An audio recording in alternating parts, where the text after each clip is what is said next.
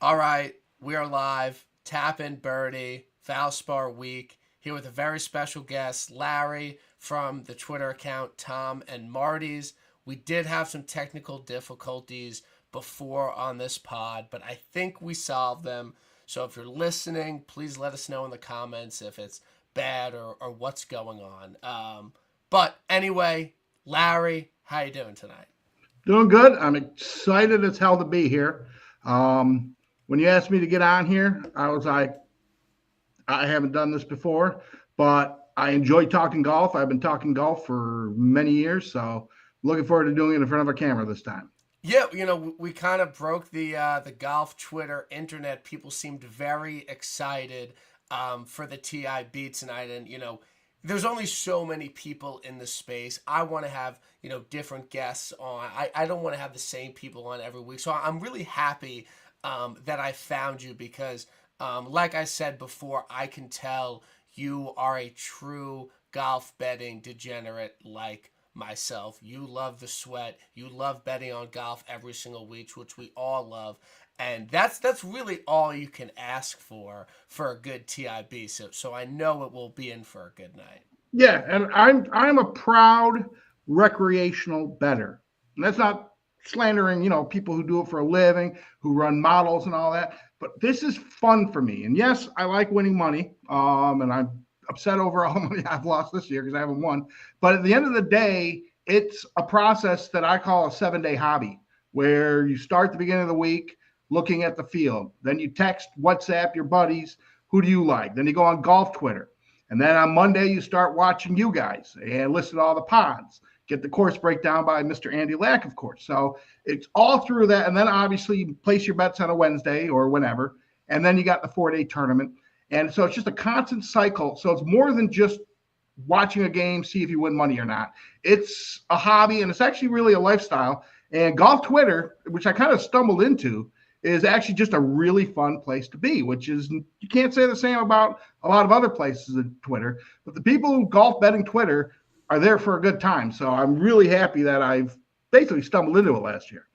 No, it really is. Golf Twitter is amazing. I've made so many great friendships and met so many people and had great golf rounds and, been recognized out at tournaments and recognized out at bars.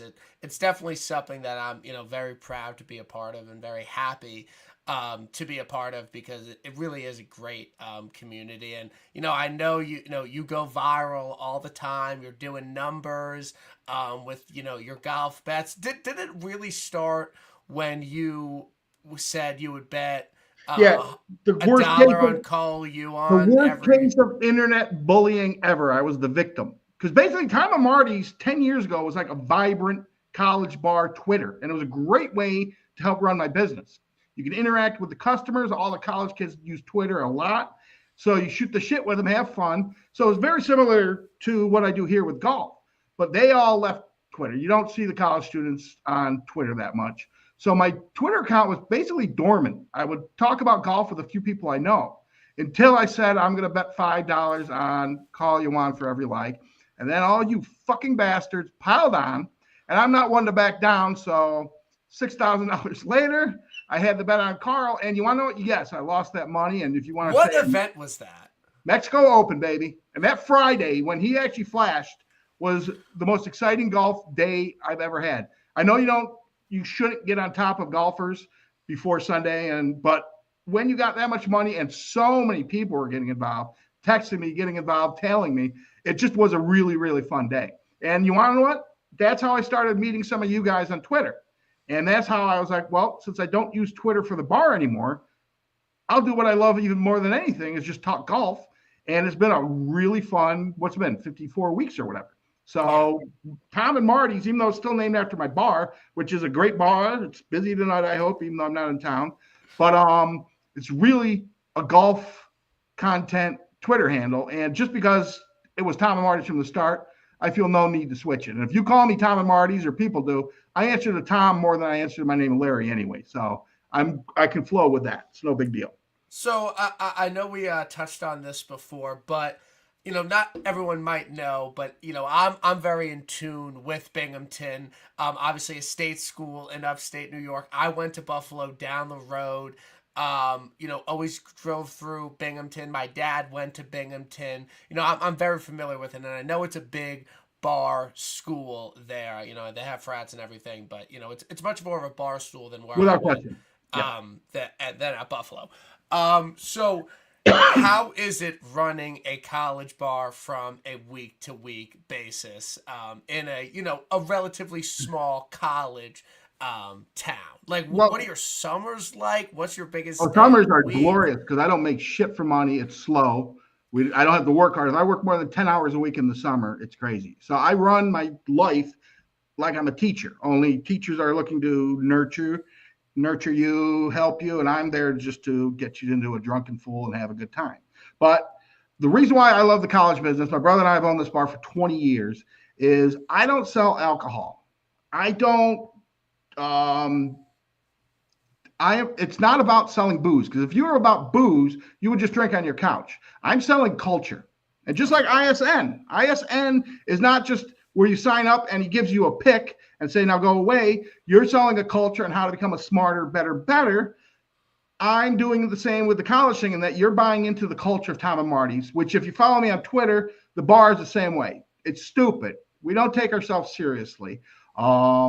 It's a great chance to be an idiot, because the rest of the world, the rest of Twitter, is a serious place and good for it. So Tom and Marty's, both the Twitter feed and the bar, is a refuge from that, where you can just let your hair down, act dumb, and you'll never love a bar more than the bar you fell in love with when you're 21, your first college bar. A hundred And percent. yeah, and I'm proud of the fact that we're really good at that. We provide that culture, make you feel welcome.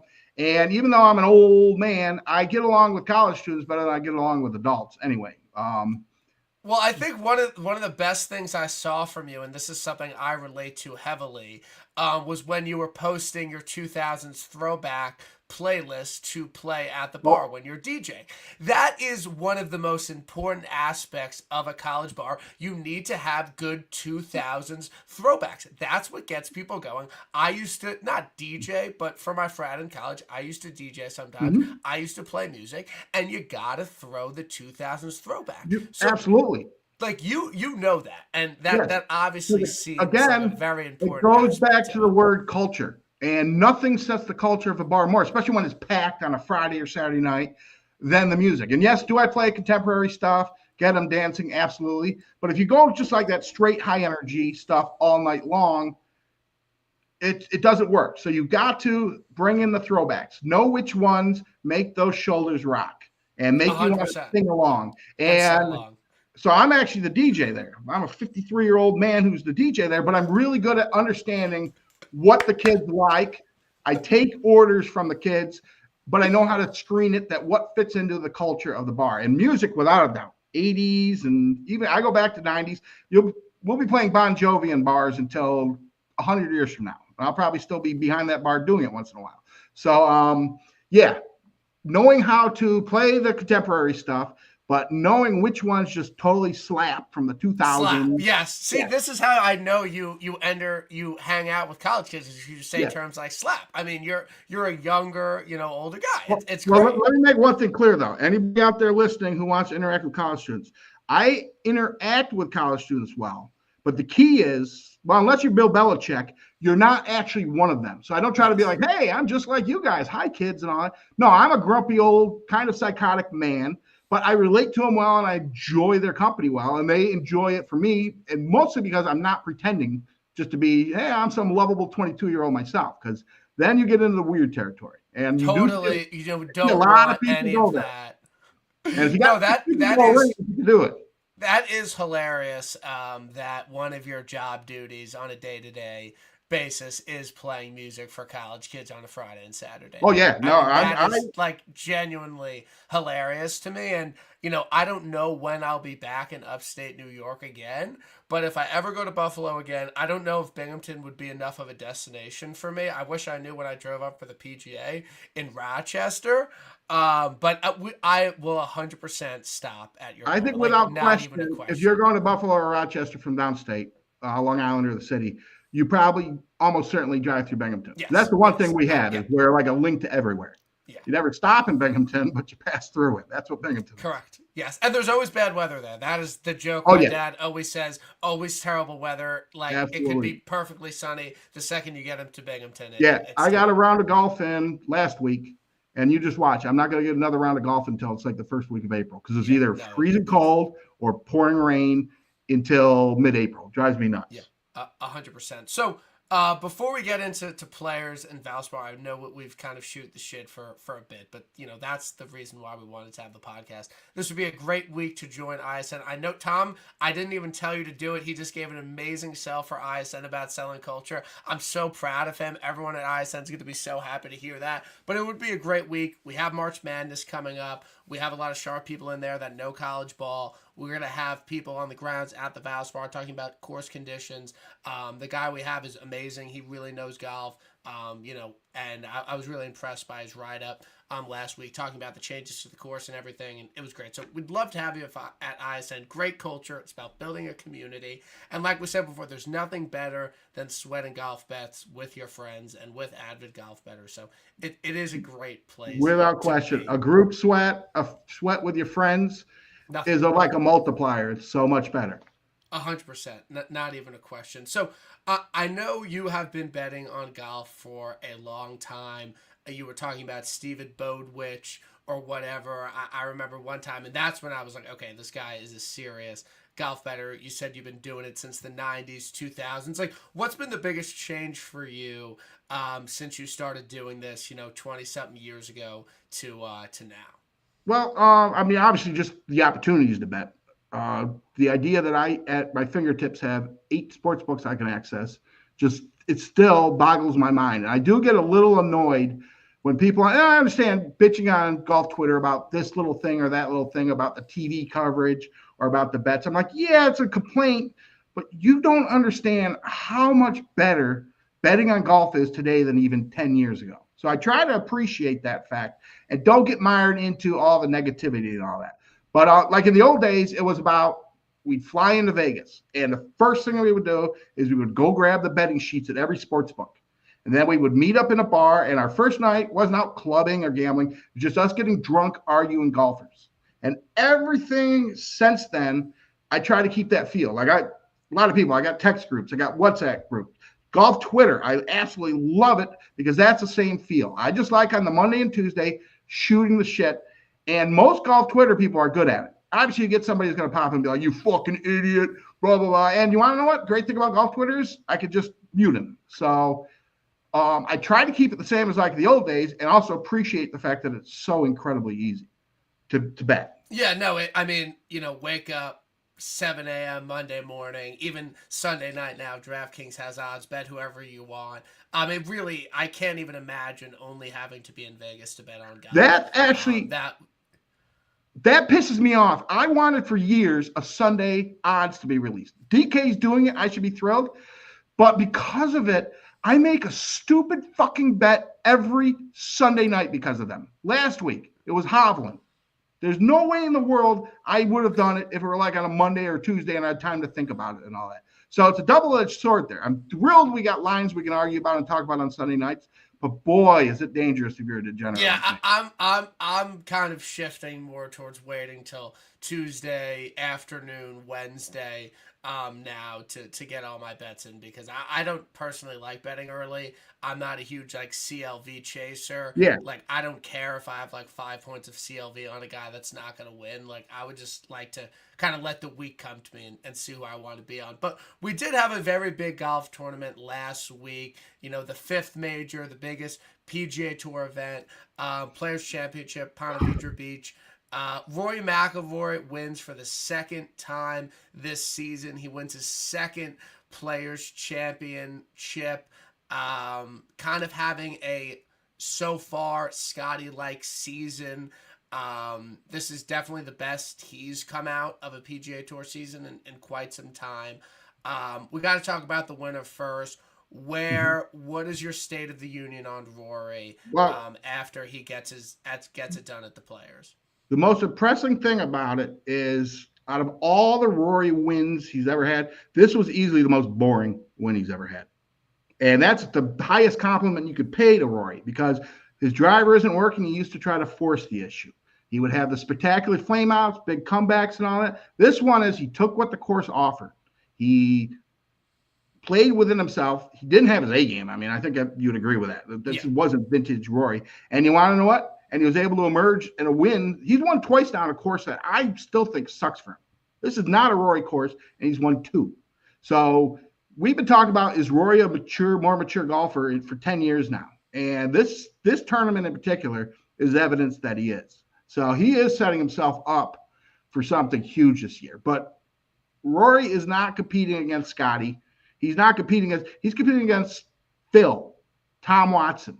He's competing against history. So he could win 5-6 tournaments. If he doesn't win a fucking major, it's a disappointing year. I hate to say it, but it's true. I agree with you 100%. And I think that's kind of what everyone's grappling with Rory right now, is that he's accomplished everything you can accomplish in golf. And he still has 4 major championships, which is an absurd amount. That is, you would absolutely, at the beginning of his career, you sign up for 4 major championships. But what he's done in the U.S. Open and at the Open in 2022, ever since then, all people really care about, and the only thing that will really impact his legacy and look at him differently, is if he gets to that 5th major. And there's absolutely no reason in the entire world that he doesn't have the talent to win a 5th major. The way these courses set up for him and everything, there is just no way that he shouldn't. And I think the disappointing part of it, and I don't mean to be all negative, because I do think he's been playing really well, and I think a lot of people think this is, but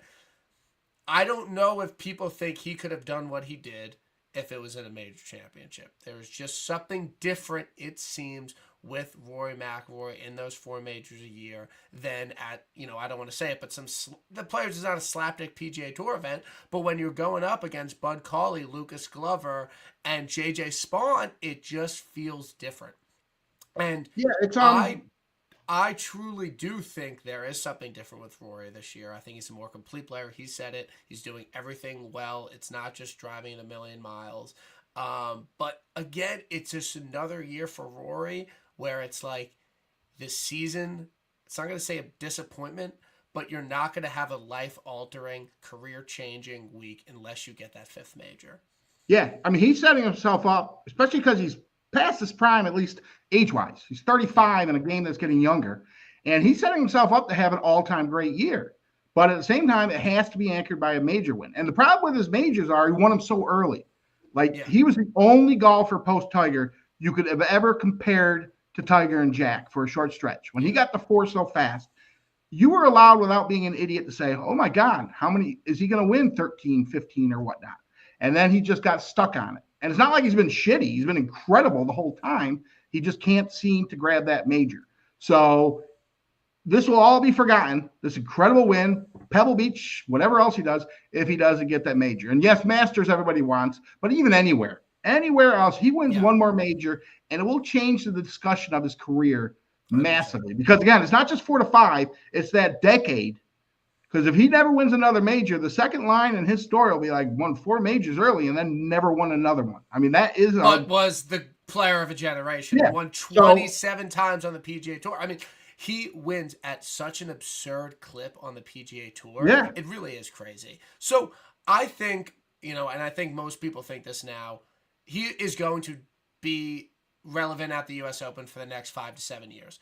There's just the course is just set up so well for him. He's always going to be relevant there. Now the PGA is going to Quail Hollow. Of course, he could not be better at. Where are you? I think most people have kind of given up on Rory at the Masters, and I'm with you there. I'm saying I'm with everyone there in terms of I think there's something different about him in majors, but there's really something different about him at Augusta, and I think that he has a way better chance. If I had to rank his major chances this year, I would say U.S. Open 1, Quail 2, Masters 3, and then way down Open 4. Do you think Rory can ever win a green jacket, or do you think that's just a different hurdle for him?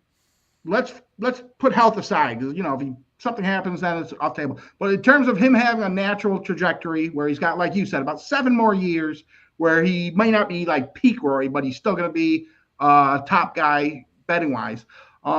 This is where Phil did almost all of his work. Correct. And all it takes, you're a fucking loser. And I love calling golfers fucking losers until you're not. Russell Henley, boy, did I have to eat a plate load of shit for that one because I've been dumping on him for weeks now. And you want to know what? I don't take it back because I was right until he wins. And now he's not that anymore. And it could happen the same thing with Rory. Like if he wins one Masters, he might win 3. Yeah, there's the extra pressure on him and all that, but maybe what we're seeing here is he just has a little bit of a DJF, whatever attitude where I'm just going to go with the flow, and that would set him up well. So I've never been a Rory guy. That said, I've certainly never been an anti-Rory guy either. And for him to win the Masters would be awesome because any story that's awesome, I get into, unless it's JT because he can die. But besides that, any golfer I can get behind for the story. And Rory winning at the Masters would be just the great golf story of the year, regardless of what else happens. Yeah, I think even any major. He like again, I like Rory. I really do like Rory. I'm not a huge Rory stan, but I really do like Rory, and I really would love to see him win a major this year. And I think most people would agree, but I would absolutely love that. Regardless of all my bets. I mean, I'm not going to bet him at any major or anything, but that would be unbelievable, and that's something I'm rooting for. Obviously, I wasn't rooting for him today, holding 100 to 1 JJ Spawn ticket. You had him. I didn't know that. People. Yeah, I had JJ 100 to 1.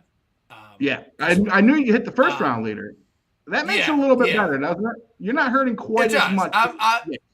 People were, texting me, I'm so sorry, Brian. People on Twitter, Look, I've gone through a lot of heartbreak. This was not top 5. If this happened at the Valero Texas Open, if this happened at Valspar this week, I would be upset. But never at one point in the week did I truly believe in my heart of hearts that JJ Spawn was going to be a Players Champion. Yeah, he gave you an honest sweat, and you can appreciate that. It was an honest sweat. If he won, it would have been crazy. But you lose to Rory, you lose to Rory. It's not Joe Highsmith or Brian Campbell. Correct. And that's where,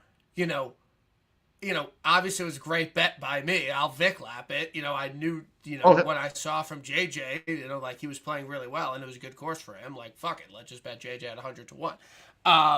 But at the end of the day, it would have been an absolutely really, really tall task. And you couldn't have asked for it to shape up really much better for him with the people surrounding him on the leaderboard other than Rory McIlroy, the greatest player of the generation, a 4-time major champion. There was no one else really there to put a scare on him. And,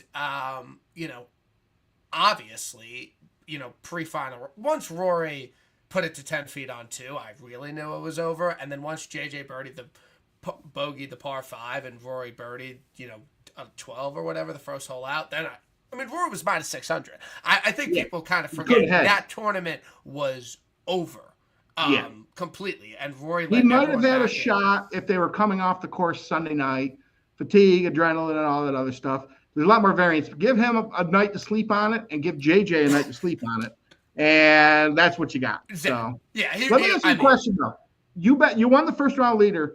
And I'm not talking about specific amounts, but how do you bet first round leaders? I just do a taste. So if I bet 1 unit on a guy to win the tournament, I'll do 0.1 unit. I just want to win my weekly budget back and maybe a couple $100. Yeah, I bet my outrights to win $3,000, and I bet my first round leaders to win $1,000. Okay. And typically it's about $100 investment on my first round leaders and around a $350 to $400 investment on my outrights. So it's about a 3 to 1. 4 to 1 ratio. Yeah. Okay. So I bet a lot of first round leaders, so because I just bet my outright first round leaders, but so it's obviously less impressive than picking 3 or 4 guys, but I did write JJ up for SI as my only first round leader, and it did hit. But at the end of the day, Spawn really could have gotten to 13. He really could have missed a short one on 10, bogeyed the par 5 from the fairway. He lost 2 strokes putting in the final round. That's terrible. To lose not 1 stroke out, to lose in a playoff. And he didn't make 1 putt of length in the final round. hurts, obviously. Mhm. But at the same time, he shouldn't have birdied 16 on Saturday. Saturday, he kind of lost that for the rest of the He shouldn't have parred 18 on Yeah. Saturday. And Rory made a ton of putts on Sunday, but he 3-putted from like 16 feet. So I'm not too upset. Luckily, I bet Rory 7-1 before the round because I was like, there's no one else that can really beat him. So I got a good hedge in. I'm not super upset. I just got my bonus on Friday. Like, we're okay. I've had a lot more devastating losses. But the players, I will say, 4 outright bets over the last year. JJ, Wyndham, Harman, and Xander. They got collectively beaten by one guy over 72 holes, and the bets resulted in $0. So the players has my number. I'm just heartbreak after heartbreak at this event, but it is what it is. I'm not and when you're an outright bettor, you've got to be prepared for that. Because I really almost, I mean, I'll do like an each way once in a while, but I don't really delve down into the top 10s, top 20s at all, outright. And closing is like hard and it's even kind of random. So you could have everything right, you make a good bet, and then something stupid happens and you lose. Or just, one guy makes one extra putt and all that. Yeah. So you do have to be a little harder. You never think it's random when you win. No, it's genius. When you win, that's why I love outright bets. Yes, the money's good. You will never feel smarter in your life than when you hit an outright bet, especially if the odds are up there. If you win a 50-1 guy, you're like, God damn it, I'm a master of this shit. And it lasts for a while. Like, this is what the reason why I started watching more was one of my more greatest wins was Posty at John Deere like 3 years ago or so.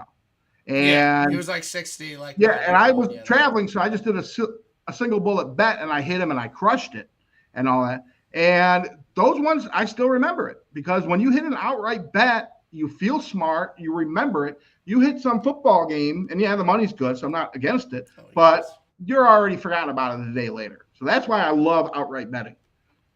Because I still walk around my neighborhood and people still bring. Is that the guy that hit Harman 175-1 at the Open? Yep. I mean, people just bring it up all the time. So it really. And one day I like people on Twitter be going, "Hey, Tom and Marty's nice hit." It's never going to fucking happen because I'm never going to win. But I also don't mind that either. I want to get the nice. It is nice. It is nice when you win. You post the ticket, nice green check. Yep. Vic Lap and everyone is super excited about you. I know you said you bet Colin. You bet Colin the week before. You were really upset by him. He was in it for a bit there on Saturday, but just kept making really bad mistakes. I mean, if you watched him play on Saturday, you can analyze everything. He's just the softest golfer who ever played the game. And I love the man. I bet him. I won big on him back in the old days and all that. And I'll defend him. I mean, I defended him when you said you could play and win. I defended him when you said he puts booties on his poodle. I'm like, fine. I defend a man's right to put booties on his poodle. But I'm done with it. Saturday, he just mentally fucking quit on us. And you saw it. And one more thing, and I'm going to try to be composed here. If he looks surprised after he misses a putt to the right, one more time, I'm going to kill him. He always misses right. And he always acts like it's the most amazing, surprising thing in the world. I'm like, you missed 12 of those fuckers in the last 2 days. I'm more surprised when you don't miss it right. And it's just, he has to play in his way, his nice little soft high fade. And when he can do that, he's incredible. But he has no plan B. Anything disrupts him, and he folds like a cheap tent. And I can't. Now, I have a lot of futures on him for the Masters. So we're not breaking up yet. I'm giving him 3 more weeks because what number? What's that? What number you have? I'm over 40 grand on him. I love to do. Oh no! What I do is I do little parlays for the Masters all year long. So I'll bet $5 here, $10 there, like to win the golf tournament, and then I add on Colin Masters.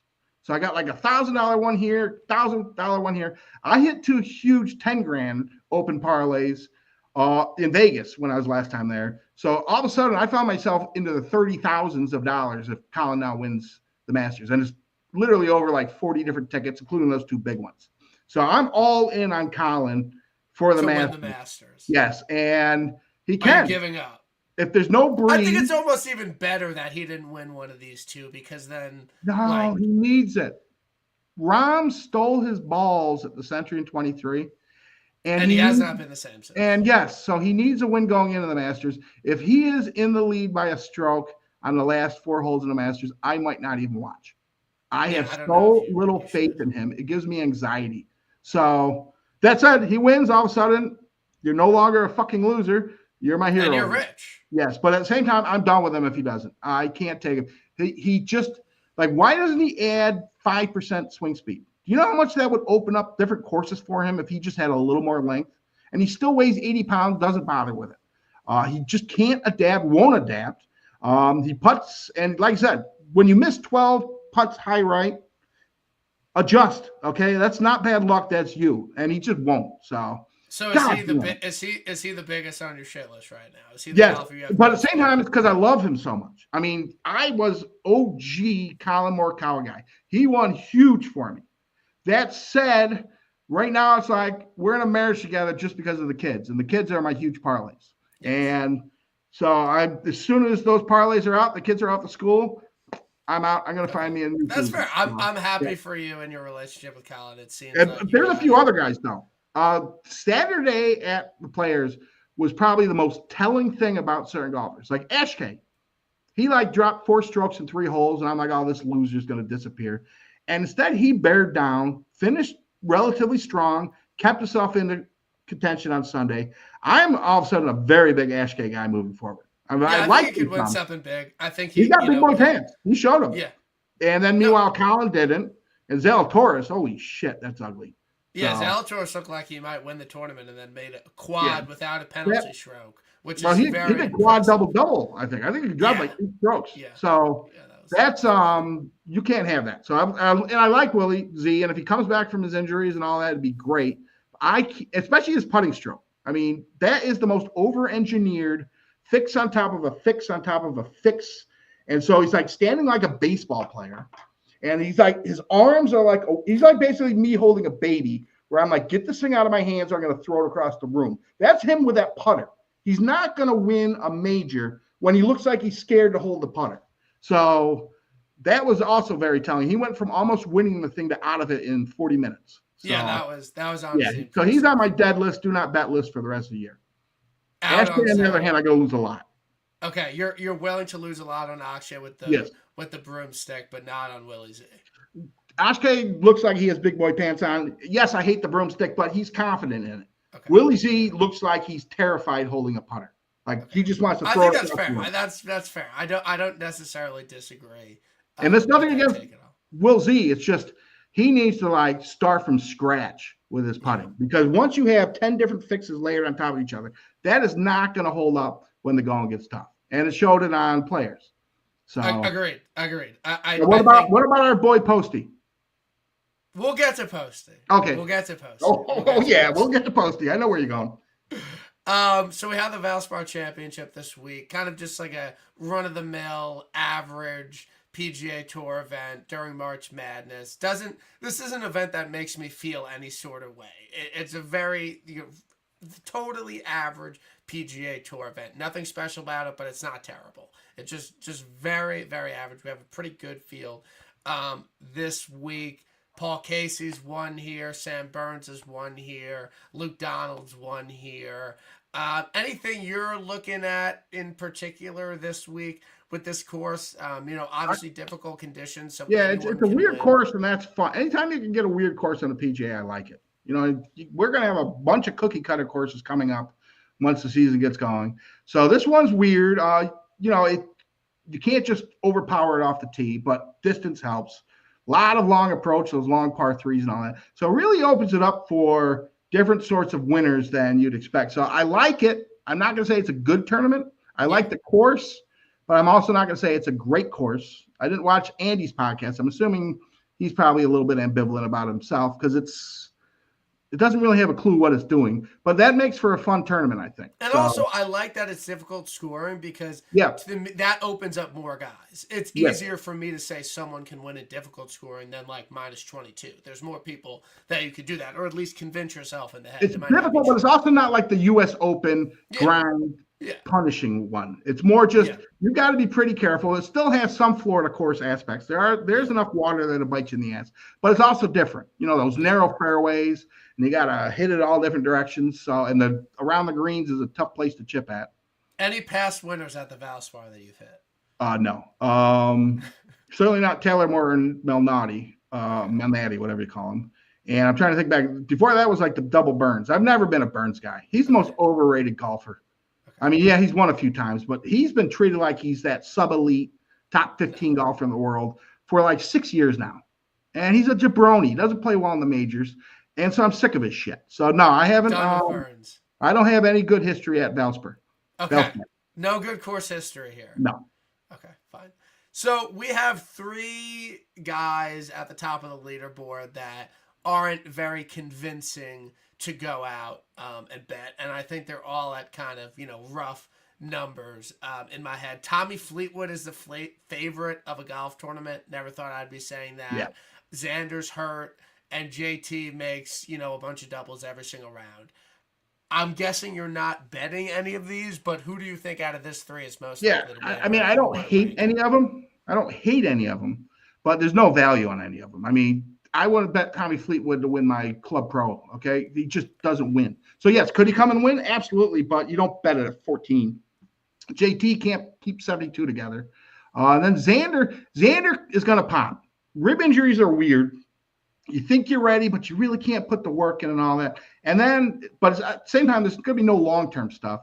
So if I were to bet it, I'd be like, I'm not going to be getting Xander 16-1 in a shit field or 14-1 in a shit field like this ever again. So I would. But at the same time, I'm not going to. I'm passing on the top 3. Okay. I think I am as well. I really do like JT this week. Again, the guy just shot the course record. He was contending at Bay Hill before he completely fell off the face of his earth. He, in moments is a top 5 player in the world. He is in moments, but he cannot keep it together for 72 holes. And one of these weeks, he's going to do that. And I think this is a really good spot, given the field, given his history here. Like, I'm not saying, I'm probably not going to bet JT. I'm almost like most likely not. But part of me thinks this might be a spot where he gets done. And I should not think that. But it's kind of battered, girlfriend syndrome or whatever, where, you don't think they're actually hurting you. So that is something I'm concerned about. Also, I forgot to bring this up. I don't know if you looked into this at all, but there seems to be a massive wave edge this week where the wind is going to be very high in the PM on Thursday, and it's going to continue into the morning on Friday. And I think a lot of people, including myself, are a little bit scared to make a bunch of bets before seeing tee times that will come out at noon Eastern, 1 Eastern tomorrow.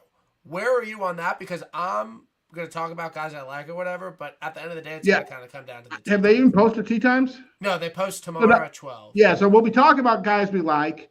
And yeah, that would scare me off maybe on a few guys, or at least how much I bet on them.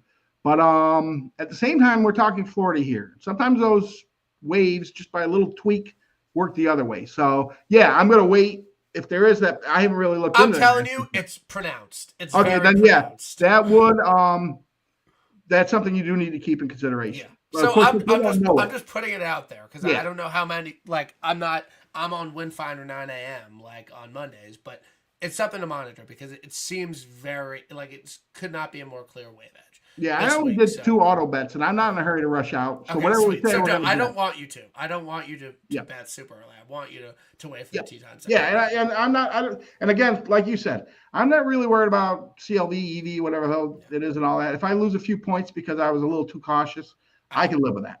I'm going to lose anyway. This next range, I think Sepp. He's obviously hitting the ball really, really well right now and playing really, really well this season. But I don't know. I think that win at Amex was kind of enough for him. I do think it's probably a solid event for him, but I'm just not in on Sepp at these odds, to be completely honest. I think he got his win for the year. He's kind of a posty guy where his wins are spaced out. I strongly disagree with you. And I'm not going to be betting him necessarily this week.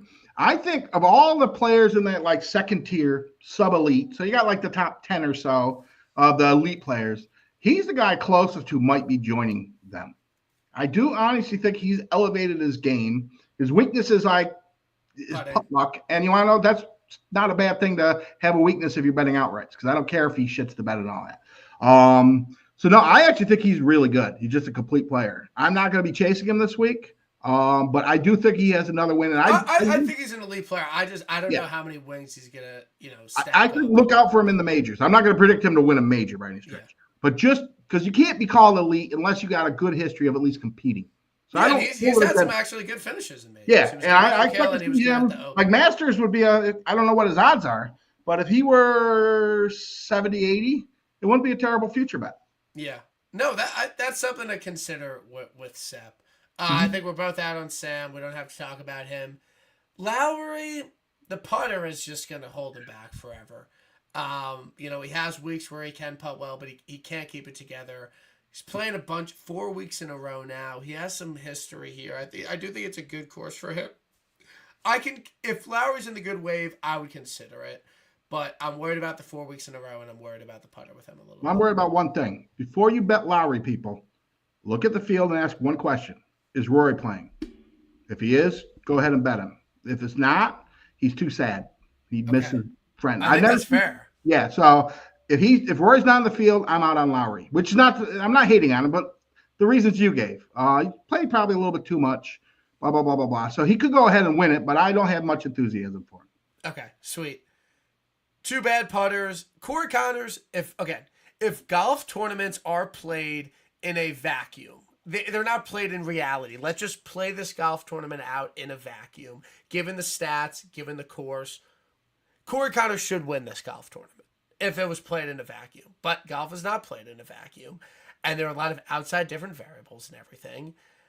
And to bet Corey Connors at 25-1, it's tough. But it does make a lot of sense on paper. If I had to place a bet like right now, top of the board guy, it's Corey. Like if you look at his history, he flashes and you see his putting and chipping coming around. And so it's not like he's not one of those guys who comes out of nowhere, chips and putts and steals something. You see it builds up a little bit, and then he gets one of his rare wins or a string of top fives and all that. And I see that right now. I mean, he's been playing incredibly well the last few weeks and all that. So, yes, Corey Connors, we all know about his chipping and putting. So if he flamed out, it wouldn't shock me. But you're open to betting Corey this week. If I had to bet right now, I would bet Corey. 25 isn't – I don't love it, but it doesn't back me off of it either. So he's been playing some great golf. Yeah. I mean, he's been playing really, really good golf. I'm going to say I am betting Corey Connors, but again, let's let the two-time factors and all that other stuff in. But he's the guy I think right now has the best chance of winning or best value of winning.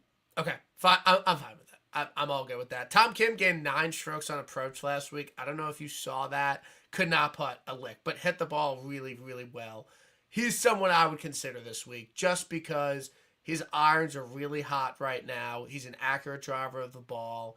Hasn't necessarily proved it in difficult conditions before, but Tom Kim's someone I'm eyeing this week. If you gain 9 on approach the week before at the Players, I'm most likely and that's you see Tom Kim coming when those approach get hot.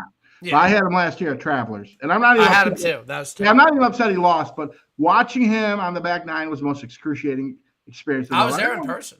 Okay, and his pace of play, it was torture. It was torture. So I can't bet him anymore. And again, that's just me. I want to have fun watching my guy try to win, and watching him stand over that fucking ball like that. You're out. I'm out. So you want to know it? You bet him. I'm not going to call you an idiot. I cannot enjoy watching Tom Kim play. It's fair. It's a fair point. Yeah. I've grown to hate him for it. Don't have a retort for that. Yeah. We've seen Spieth pop here. The year that Taylor Moore won, if I'm not mistaken, 2023, Jordan Spieth was extremely relevant in this golf tournament, played in the final group. He was not in necessarily as good a form. He was decent early in 2023, so I take that back. Mm-hmm. But, it wasn't like, Jordan Spieth was, totally back at that point. His play kind of dipped. He's won here before in the past. He's had a lot of good results here. I don't think right now 35-1 is a bad number on him. He's like JT a little bit where he's shown flashes that he can contend. Mm-hmm. He's shown flashes to his old self. And of course that he loves, he's shown up like he's won Valera. Like he has his courses. I don't hate Jordan Spieth at 35-1 this week. I 100%. I don't think people are acknowledging his injury. I think they're unfair about it. They're just treating him like he just sucked last year and that he's trying to rebuild. And because he sucked before and it took him a while to rebuild. So people are looking at him at that trajectory where is he going to get his game back? Is he rebuilding? He's coming back from a legitimate injury and he might not come back. But at the same time, his path to getting back to top form, and we're not talking 2015 form, but able to win tournaments, be a threat in the majors and all that, he possibly could not be that far. Like, I want to bet him Masters, but the odds anywhere are horrible. I'm not betting him 32. You're never going to get a good Masters. Yeah, exactly. So if I could find a 70, I would bet him for the Masters. But the idea of him competing in a Masters again, he could get there. Now, he's running out of time, but he has shown flashes even this year where he was good at Honda. He was, and he's been so consistent, but it's Spieth. It's a wild ride. So, yeah, what did you say? He's 35?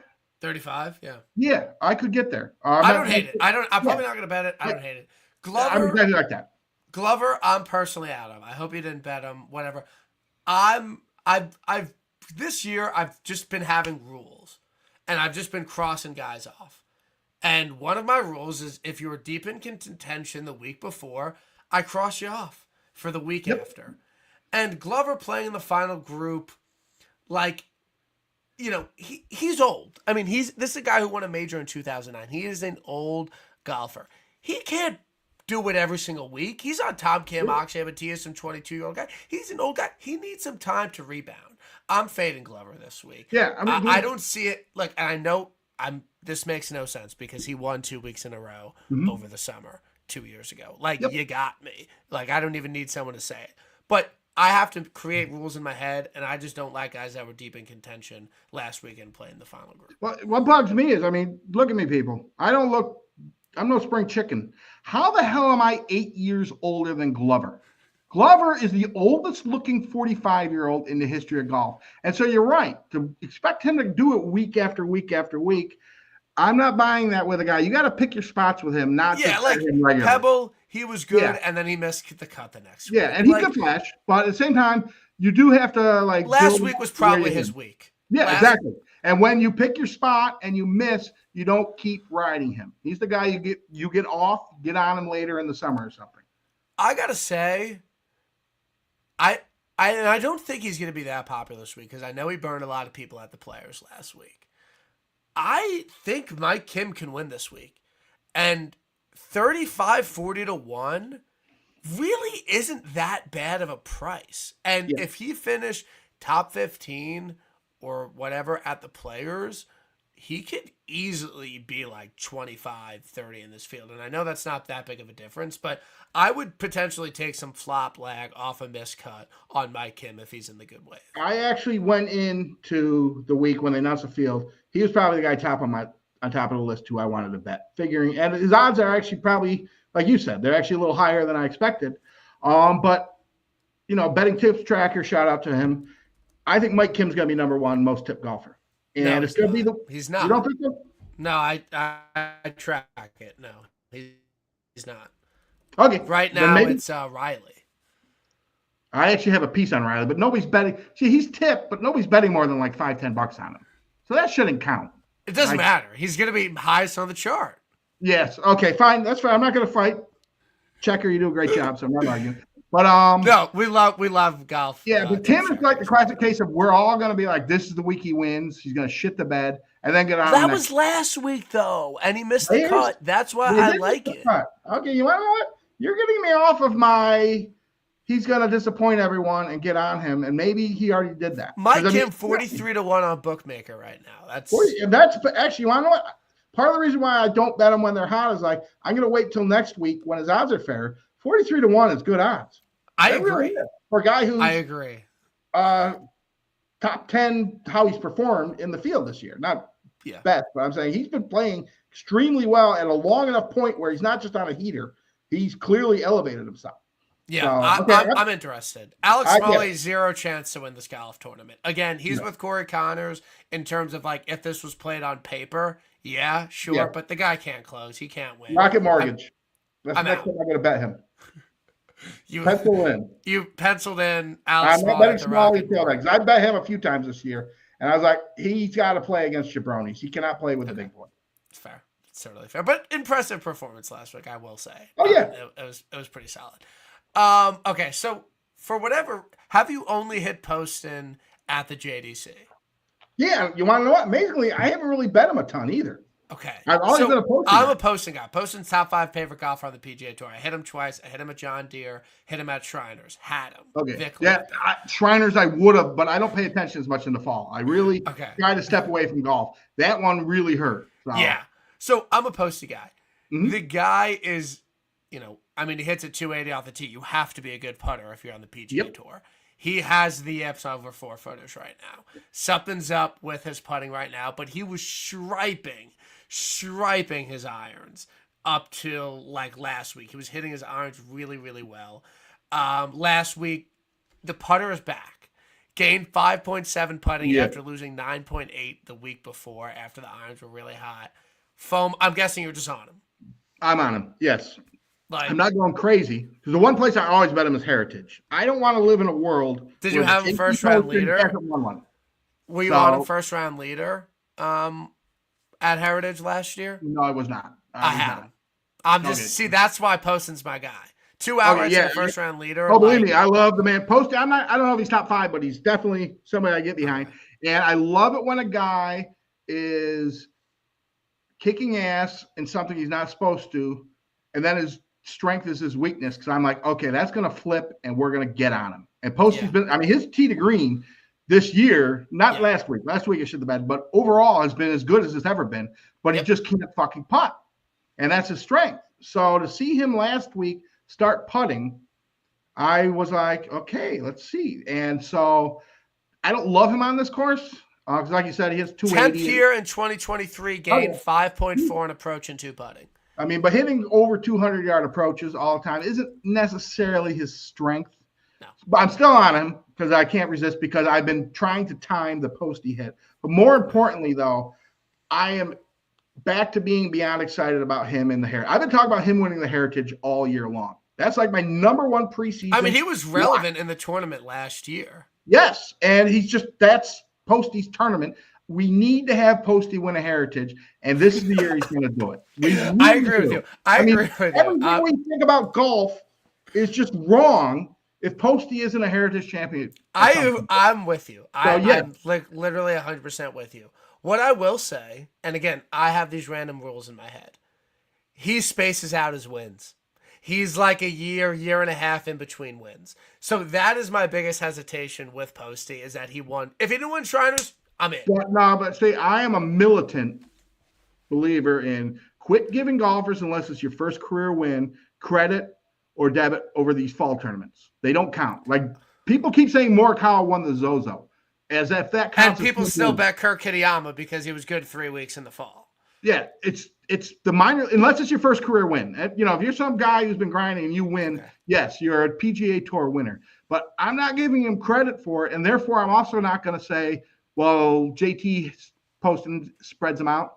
Shriners doesn't count in my mind, so he's due. He's still due in my mind. Whatever you want to say, I'm fine with that. Yeah, I'm excited for him in the Heritage. I'm betting him this week. I'm not going to pound him, but I'm definitely betting him to win like $50K at the Heritage this year. Heritage, I might cash out my 401k. Okay, I might do that. Okay, Carl, no, my brother might be watching. Just kidding. Okay, we're gonna be fine. Okay, but, look, Kyle's in. Kyle just said I need a future at JT Poston at the Heritage right now. If there were a future market right now, and see when they give those futures, it gets me in trouble because it's like $20 here and then 20. Basically, like you sons of bitches got me in on Pendrith. Same thing. I didn't sit down and bet $200 on Pendrith to win the U.S. Open. It was $25 here, $50 here, and next thing you know, you get caught up in your enthusiasm, and now I've got a fortune on Pendy, who, by the way, he showed a little bit of form, and then he shit the bed here, and that might be the first pulse he's shown all year. I think was at the Players. He's got a long way to go before we cashed the 270 to 1. But he doesn't need to be taken out back and shot like he basically has been. Totally fair. Clinton, I'm out on. I don't think he's gonna win as an amateur. I am big on Clinton, big picture. But I agree. They're I well think he's ahead of it. very good, but he's a Yeah. shit putter. He Yeah. really struggles That's what I over mean. those And the drives. seasoning he needs. And he's still a college player until May. And he's into it. As you know, you want to enjoy college. You know, you Yeah, want to go exactly. And out and he's making party. the He money needs off some of time. NIL. So I'm not now he could go, he's so talented, he could go out and win, but I don't trust him at 50-1. I actually bet just a taste on Shipley, just for fun.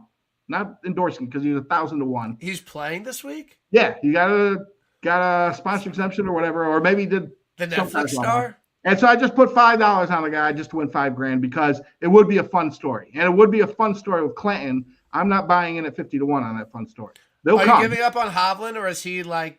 Yeah. I feel like his game. You're done. He's done. He is going to be a top 10 player in that top tier again at some point. So a big picture, he's not a David Duval. He is just a guy who is feeling his shit. And so I'm taking a break from him. I will get back. Taking a break. Yeah, I love that guy. I love betting that guy. I had the worst season in the world until I bet the BMW, and then I let the whole goddamn thing ride on the Tour Championship. Wow. And made for a very fan for life, but you're taking a break. I love how I'm fine with that. He's great for golf, but I gotta stop because I like getting angry about bets, sad about bets. I don't like feeling stupid the moment I hit send. And every time I bet him the last 3 or 4 times, and you also bet him at a terrible number. Oh, I know. Oh, that's okay. Sunday Night Lines. I can't help myself. Yeah, that was. There may have been a beer or two involved there. That's all I'm going to say. If Stefan Jaeger is in the good wave, I'm betting him. No. He's popped the last couple weeks, and I don't necessarily understand why he's like 50-1 in this field. Because tight fairways, he can't. He's like that little buddy of yours who all of a sudden hit the gym and got strong, and now all he wants to do is start shit whenever you go out to a bar. That's him with the driver, 110%. Yeah, he does not know how to reel it in. Back. So he's got the little man's disease, in that he's a big driver now, but he's just so proud of it. He can't. And this tournament, with these fairways and all, it's going to chew him up. I like Jaeger, but not here. Not here. I mean, he's gained off the tee here in the past, 27th and 2013. Hit his irons really well last week. 5.3 on approach, 4-point putting. But he was terrible off the tee. Yeah, he's a different player now, and he's much better in some regards. But mentally, no, he is best on courses where you could just rip driver with reckless exactly. abandon. I'm with you there. But I just think it's a good number the way he's been playing. Yeah. I'm not there 100%. Thiegs, Dietrich, Kurt. Thiegs, are you in on Thiegs? No, but it's still early. But we've entered major season. And Thiegs might have been the guy. Him, Bobby Mack, were the two guys who I thought were most likely to take that next step. And Bobby Mack, Thiegs has been shit. Thiegs has been shit. So I'm not saying it's a lost season or he sucks and getting off of him. But it's time to shit or get off the pot, or in the next couple months, we're going to change how we think about Thiegs. Like, I would have bet anything Thiegs made the Ryder Cup if you asked me in December. And now he's still got plenty of time. He might not be the water boy. He might get kicked off LAGC. He still has time to switch it around. Plenty of time. It's major season, all that. It's been a very disappointing year for him. A big alarm going off where it's going to go from disappointing year to, oh, shit, he's a jabroni and he's overrated and he sucks. And I like the guy. He's like the one guy in TGL I enjoy watching more than anything, because he's actually a really chill dude. He is a chill dude. Hearing him talk and all that, he would be a guy who I wouldn't mind hanging out having a few beers with. So I am a Thieves guy, but boys, he sucked. Yeah, I'm honestly really surprised that he's this high odds in this field. Bud Cauley, same Glover thing. Last week was his week. It was a life-changing week. Won a career amount of money. Yeah. Like, he's not going to back it up and go. Like, he probably won more money last. He wouldn't, but it would be close. And he got a card the rest of the year. That is worth millions right there. Yeah, so I'm out on Bud Cauley, to be completely honest. Harry Hall, maybe? I don't get it. Beginning of the year, all of a sudden, people were talking about him like he's just an accomplished good player. I'm like, he's always just he won the ISCO, brother. Oh, that was that's where because the fall I really he's been make bad. an effort to check out recently.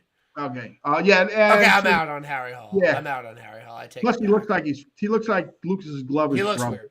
Yeah.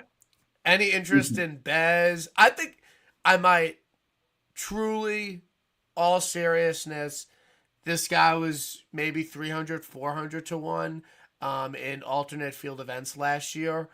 Max McGreevy is golfing really well right Yes. now. 4th at COG, 40th API, 20th at Players. The ball striking is absurd. Cannot putt. Yes. Cannot putt. Yes, but a lot of guys are like that. And that's a more correctable skill than a guy who's terrible on approach.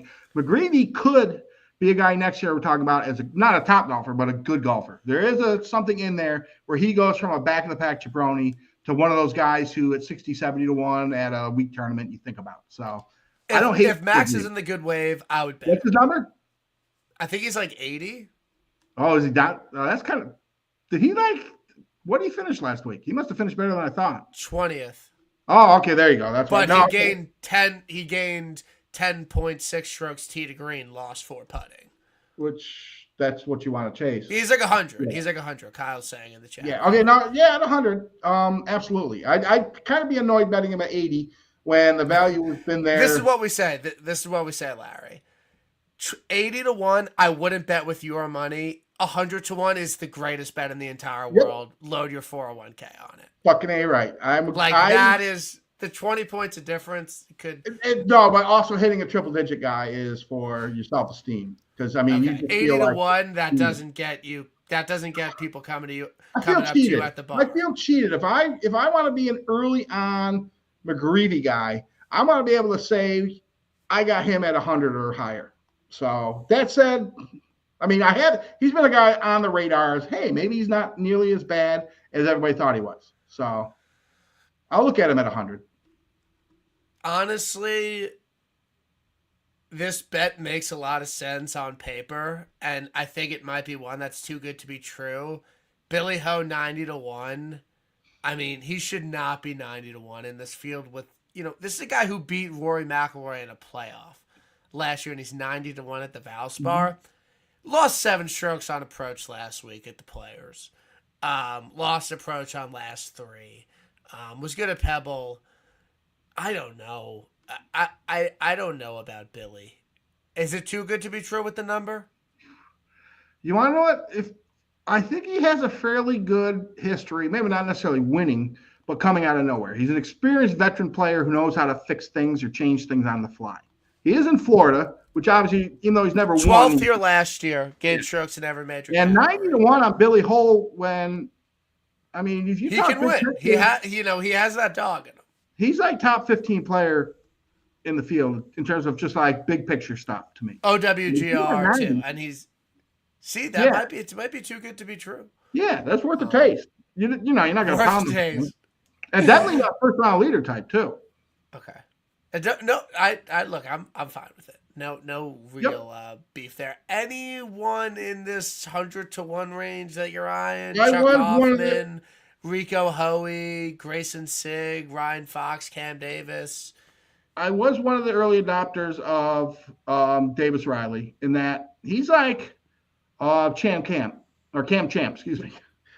In that he sucks, but he can win. Once every 2 years, he flashes, and when you're watching him, you're like, how is this guy not a top 10 player in the world? And Cam Champ used to do it with DeLong. Riley has those flashes, and he's not playing horribly lately. He's not playing good. No, he's turned his form around a little. Yes, and he has a history here. Lost in a playoff to Sam Burns. Yeah, to Burns. That's right. So I got him 170 or 220. I can't even remember now. And again, this is just a taste. It's not a full unit bet.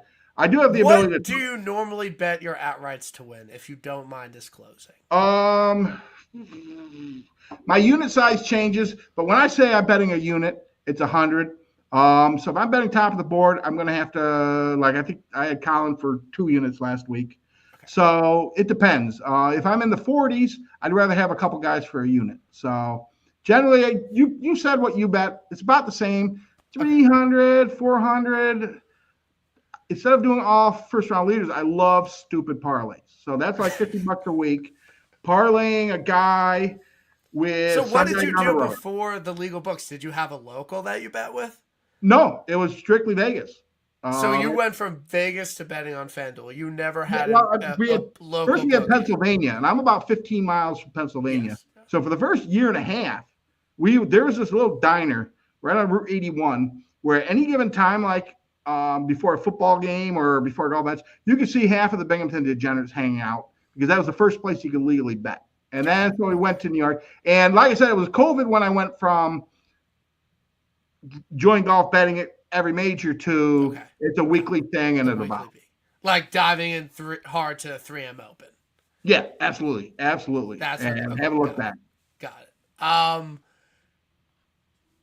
I don't have really anyone else super long shot that I'm, super enamored with. Maybe some I might have to bet Fisk, to be completely honest. He killed me at Puerto Rico, but he's a really good ball striker, and maybe he could find something with the putter. I don't really know. I think I have to be in at 200 to 1 if he gave me a sweat at Puerto Rico. If you're betting a 200 to 1 guy, you want a shitty putter who might have a strong aspect of it. Because, again, that shitty putter, you're just looking for 72 holes out of them. And these guys are, even shitty putters, people got to remember, they're still really good putters versus the rest of the world. So they do have the ability to get to, let's just say, even strokes gained, and maybe that would be good enough if they let it up the other way. So that is always the funniest part to me, because I'm not a very good golfer. I'm like a 13, 14 handicap, but I'm a good putter. And whenever people struggle with putter, like amateurs, I'm like, it is so much easier to putt than to hit a 6-iron onto a green. And yet there are people that are amazing at everything else, but they can't just get the ball in the hole. Like a guy like Rico Hoey. Literally an unbelievable run of ball striking. Off the tee and irons are unbelievable. But he simply cannot make a 5-footer. And that always is so fascinating to me, because there's no question it is the easiest part of golf, and yet it gives so many people. But at the pro level, those greens are psychotic. Yes. The placements, they try to find like the crown of the green right where they could fuck you the most if you're a little bit off and all that. So, and then these guys are so wound tight and all the other stuff. And boy, if it gets in your head about putting, I can see how it's hard to get it out of their head. Will Z is being the poster child for it. I mean, he's got Velcro on top of duct tape. I mean, he's got so many fixes attached to him, and it just breaks you mentally like the driver and iron doesn't. So. Yeah, but it just must be crazy. Let me pull this up, because do you have any interest in Rico this week? No, I bet him on Puerto Rico. He could fuck himself. He did not do that. The stats are unbelievable. 33rd at the Players. He gained 11, almost 12 strokes from tee to green, 6.6 off the tee, 4.8 approach, lost 7.1 putting. At the Cognizant Classic, no, that was a different one.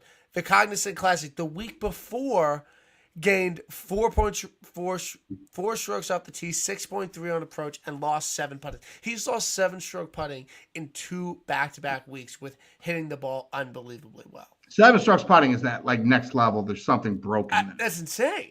Yeah, but you could make the case if he just flips it. I don't know if you can go from 7 to +1. I don't know if a pro can do that. You can go from like -4 to 4. 7 means you just are. You have the yips. Broken beyond repair. Yeah, you need to. It's going to take months to get right.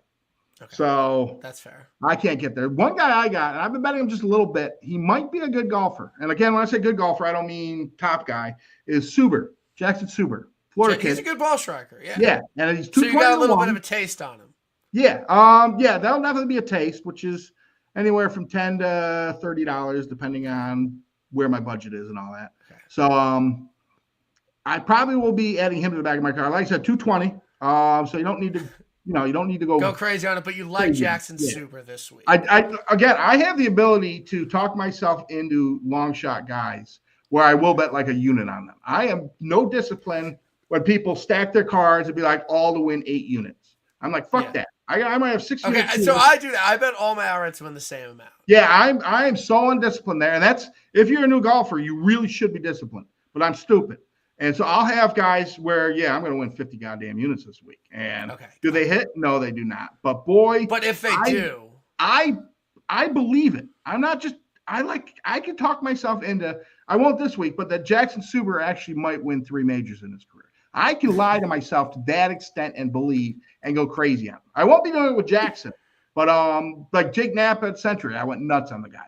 I think he was like 300. And then that was like a terrible result, and now he's actually been good. Yeah, exactly. Yeah, that Pot Guider, which actually I wasn't the only one there. That was you had him in Mexico.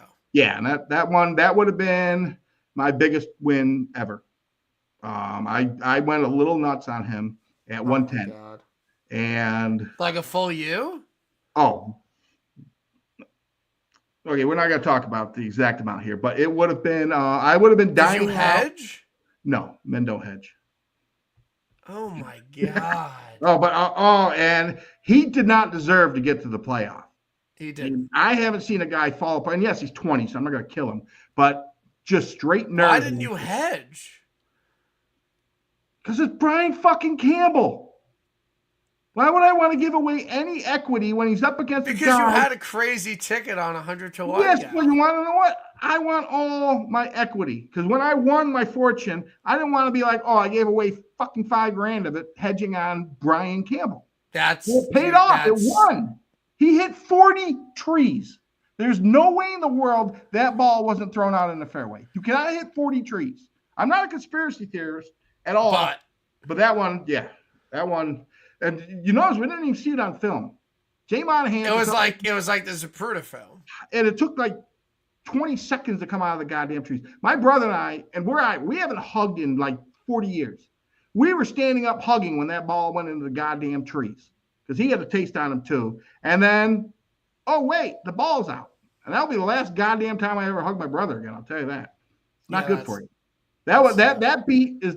I get over beats all the time. I get angry, I'll yell, and then I forget about them instantly. I don't remember you like tweeting about it that much. Oh no, I was live tweeting it heavily actually. I think actually I don't recall. Like, I'm sure you were. My Twitter account has sort of started to take off a little bit, and that's cool. Yes, you're up to like almost like 9,000 followers. Yeah. And so Pot Guider, I think I was like at 6. I think I got 1,000 likes or followers or whatever just from Pot Guider, and all of a sudden the responses went from whatever to higher. So it was cool because I was losing my shit, but at the same time I wasn't like, I don't get angry like, you follow me on Twitter, so it's all in good fun. That said, when that ball came out, that was the worst beat of my life without question. When it came out of the woods, even though he was 200 yards behind Pot Guider, I knew with a certainty. If I should have hedged then, but I don't know if I had any money in my account because I knew for certainty the moment that ball came out, it was over.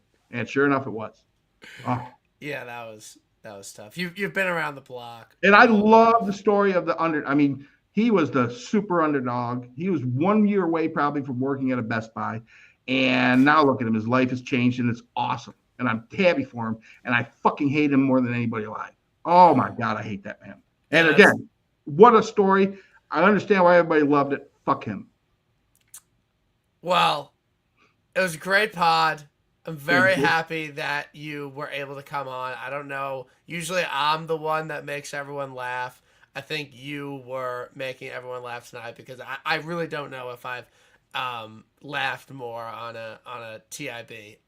You're a very funny, very entertaining, and a great golf bettor too. And again, I can tell because I am one that you truly love golf betting, as we all do. Because it is truly the greatest sport it absolutely to bet on. I can't express how fun this has been. The ability to just chat golf for an hour and have people watch it and all that is like, that's just fun. Okay. And the good news is, I will tell you, I already got word from Andy. I love Tom and Marty's. Already said it. And he's usually really hard on me for my guests. So once you did the ISN shout out, you're in Andy's good graces forever. So well, no, you want to know what? I'm not sucking up to the man. I'm a long time listener. His course previews are an essential part. If you don't know the courses, you really just need to get your bearings. And he's like relaxed about it. I don't need some guy really bring me high energy shit on a Sunday night, Monday. Yeah. So you just, when you're ready to decompress, maybe smoke, whatever, and listen to it. I've been a long time listener of his too. So shout out Andy's course. Yeah, shout out Andy. I mean, it is a really good product though. So yeah. But thank you. You were a great guy tonight. Like I said, I've never done this before, so thank you for leading me through this. I really enjoyed it. Of course, and again, when the next time we're coming through Binghamton, which I don't know how often I'm gonna have to stop by, and we'll have to have a couple Molsons. Do you serve Molsons? I do. I don't. They might be 4 years old, but Okay, that's fine. yeah, it's amazing So, how Labatt's is huge. I sell truckloads yeah, of it. yeah, Molson yeah. doesn't Those do much. those you don't get those down on Long You Island. let me know when you're coming. I'll make sure I Yeah. got some fresh Molson up for you. Perfect. Okay, we'll Mhm. see everyone next week. Texas Houston Open. We are having PJ Clark on from the Shotgun Start.